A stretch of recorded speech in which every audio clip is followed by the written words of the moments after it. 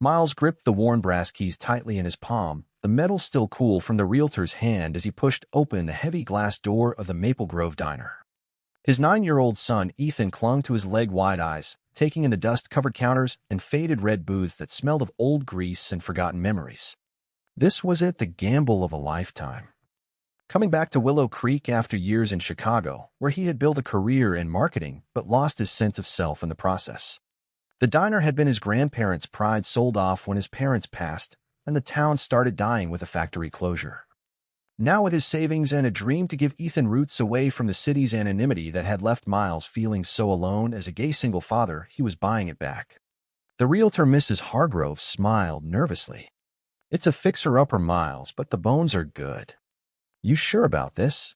Small towns like ours aren't always welcoming to new ideas." She glanced at him and Ethan with a knowing look that made his stomach twist. Miles forced a smile. "It's home. Or it will be again." As they stepped inside, a tall man in work boots and a flannel shirt was measuring the counter area. Damian Reed, the local contractor Mrs. Hargrove had mentioned, could help with the initial cleanup. Damian turned, his dark hair, tousled green eyes meeting Miles with a steady gaze that sent an unexpected spark through him. "You must be the new owner," Damian said, extending a calloused hand. "Heard you were coming. Place has potential if you know what you're doing." The conversation flowed easily as Damian pointed out structural issues and cost-saving ideas.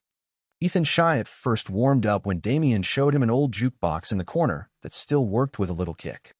For the first time in months, Miles felt a flicker of hope. But as the sun set that evening in their temporary rental above the diner, doubts crept in. Was he selfish for dragging his son here? Back in Chicago, he had dated discreetly, always careful not to let anyone close enough to complicate Ethan's life. Here, in a town where everyone knew everyone, being open about who he was could mean isolation or worse for his boy. Yet the way Damian had looked at him, not with judgment but curiosity, lingered in his mind. Over the next days, they began the cleanup. Miles worked alongside Damian, scraping old wallpaper and hauling out broken furniture. Ethan helped by sorting silverware, his laughter filling the empty space. Damian shared stories of his own life, how he had taken over his father's contracting business after the old man died, how the town had changed, people leaving for big cities. There was a quiet understanding between them, unspoken, but present in the shared glances and easy silences. Miles learned Damian was single, devoted to his work and the community, but there was a sadness in his eyes when he mentioned family expectations. By the end of the week, the diner looked less like a relic and more like a project with potential. But the first sign of trouble came when Miles went to the hardware store. The owner, Mr. Jenkins, an old friend of his late father, served him, but his tone was clipped. "Heard you're fixing up the place. Good for the town, I guess.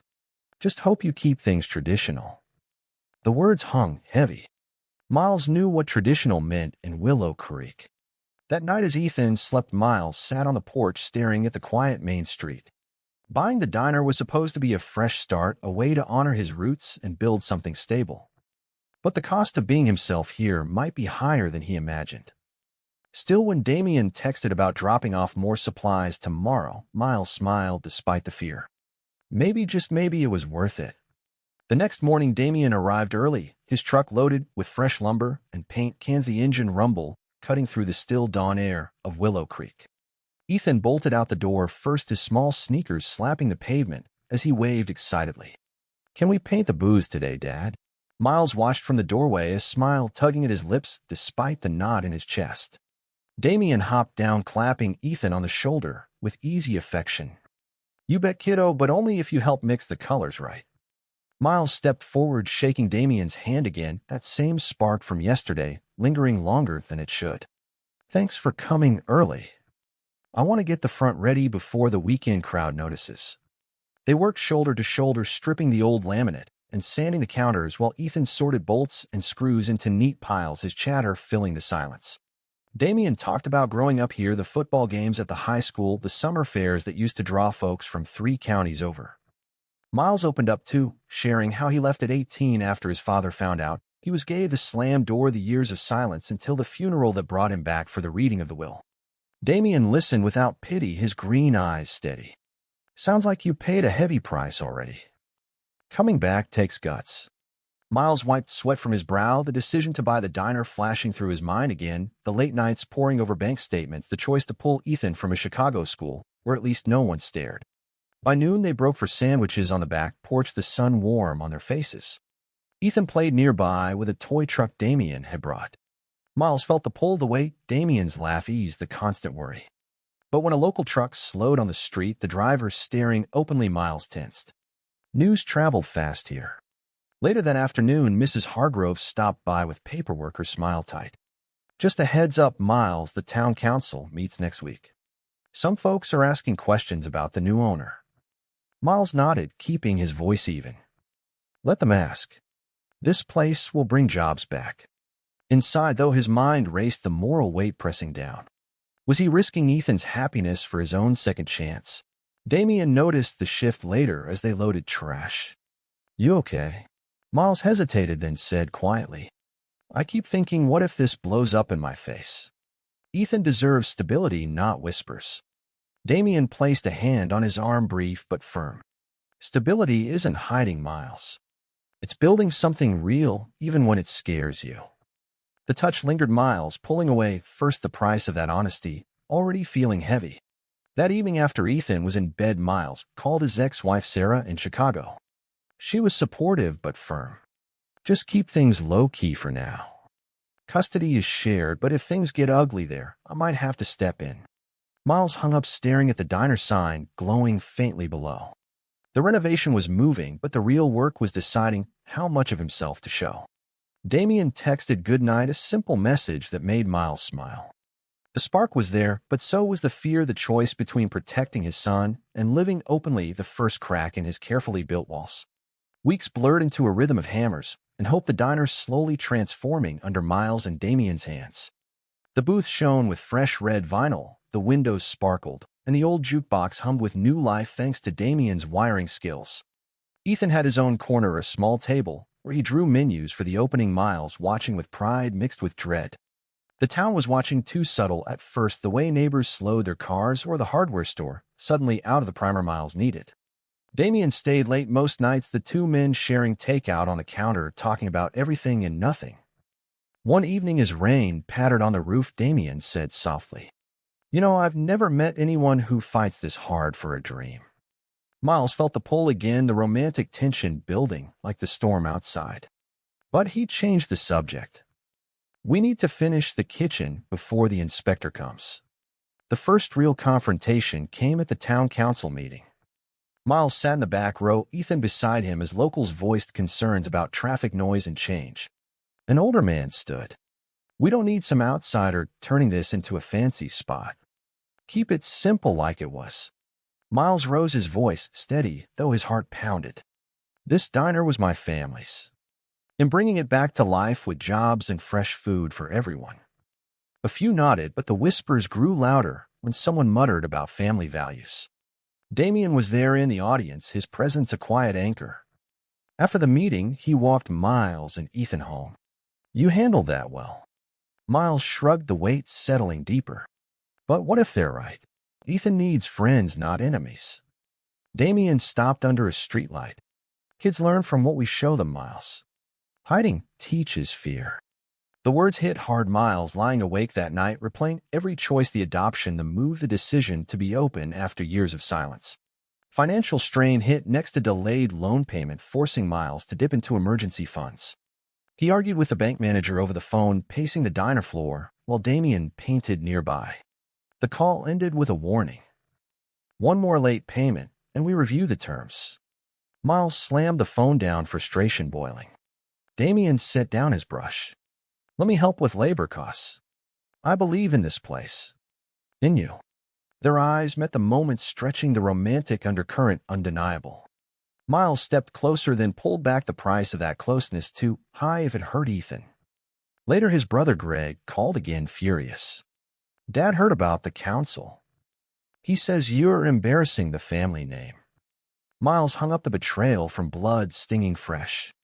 Yet the next day, when a few locals dropped by to offer old family recipes, Miles saw the first glimmer of revival, the decision to keep pushing paying off in small ways. The romance between Miles and Damien deepened in stolen moments, a shared coffee at dawn, a lingering look while sanding tables. Ethan adored Damien, calling him Uncle D during play, breaks the boys' laughter, a balm for Miles' doubts. But prejudice grew bolder. A church group circulated a petition against the diner's liquor license, even though Miles planned none, the whispers labeling him unfit. Miles confronted the pastor at the grocery store, his voice low but firm. "This is about food and community, not my personal life." The pastor smiled thinly. "It's about what we teach our children." Miles drove home, fists tight, the inner conflict raging. Was love worth this? A betrayal cut deeper when his uncle on his mother's side visited unannounced, demanding a share of the diner as family property.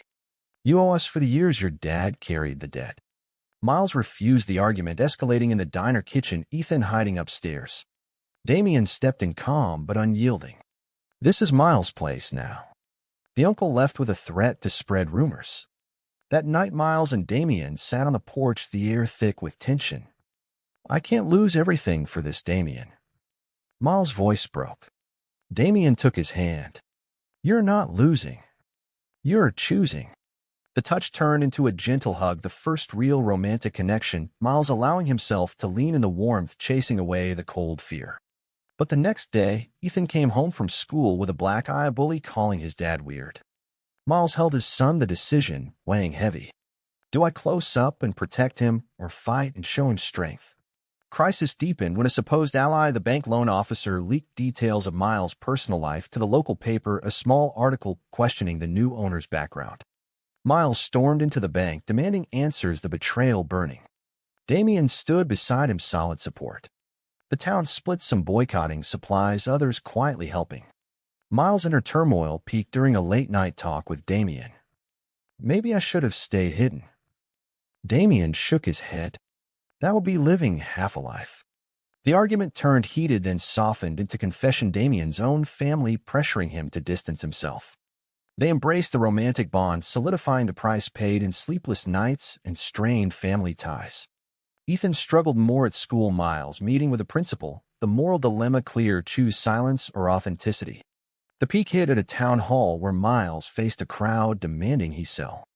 He stood delivering a raw speech about second chances and community, the words pouring from years of pain.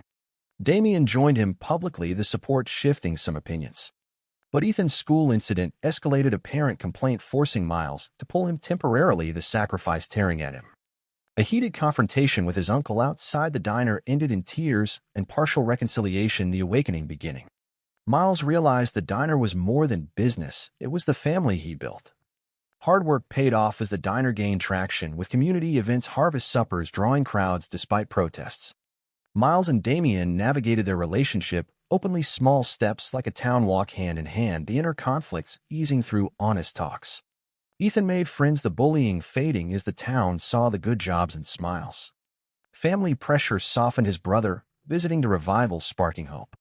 The grand reopening packed the diner with locals and new faces, the festival outside celebrating Willow Creek's return to life, new shops opening, tourism up. Miles and Damien stood together, Ethan between them, the embrace full of triumph after all the confrontations, betrayals, and choices. The town had revived not just economically, but in spirit, Miles awakening to the truth that love and courage built lasting legacies. In the end, was Miles right to risk his son's stability and face the town's judgment for the sake of love and community revival, or should he have chosen a quieter path of protection and compromise?